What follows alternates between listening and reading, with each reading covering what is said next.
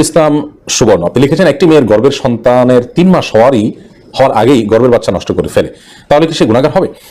গর্ভের বাচ্চা নষ্ট করা সর্বাবস্থায় অপরাধের কথা, কিন্তু যদি সন্তানের মধ্যে হার্টবিট বা প্রাণ সঞ্চারিত হওয়ার আগেই আপনার কোনো এমন ওজোরের ভিত্তিতে সেটি নষ্ট করা হয় যে ওজোরটি শরীয়গ্রাহ্য, যেমন তার ফলশ্রুতিতে মার শরীর বা জীবনের মধ্যে হুমকি আছে বা বড় কোনো বিপদ হতে পারে বা বড় কোনো সমস্যা আছে, এরকম কোনো ওজোরের ভিত্তিতে যদি এটা করে, তাহলে সেটা ক্ষেত্র বিশেষে ওজোরের উপর নির্ভর করে সেটা জায়েজ হতে পারে।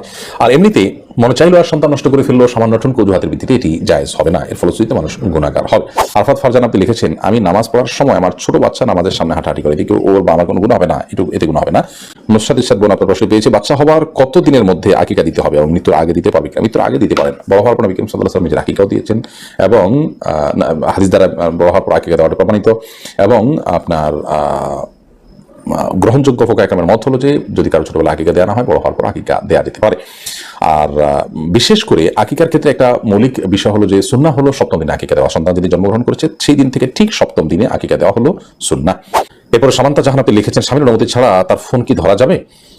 ফোনে যদি ব্যক্তিগত বিষয়গুলো থাকে যেগুলো একান্ত তার পার্সোনাল, তাহলে সেক্ষেত্রে তার অনুমতি নিয়ে ধরা উচিত। স্বামী স্ত্রীর মধ্যে এক অন্যের মোবাইল হাতাহাতি করা, মেসেঞ্জার চেক করা ইত্যাদি, এই প্রবণতা আজকাল অনেক বেশি বেড়েছে। একে তো চতুর্দিকে স্বামী স্ত্রী একে অন্যের প্রতি আপনার খেয়ানত করছেন এবং নানা রকমের প্রতারণামূলক আপনার কাজ করছেন, সেজন্য বিশ্বাস হারানোর জায়গা থেকে একে অন্যের আপনার মেসেঞ্জার ইত্যাদি চেক করার চেষ্টা থাকে।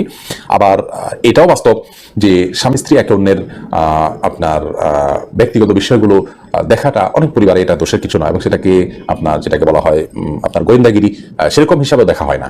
তো এরকম যদি হয় তাহলে সেক্ষেত্রে দেখতে কোনো অসুবিধা নেই।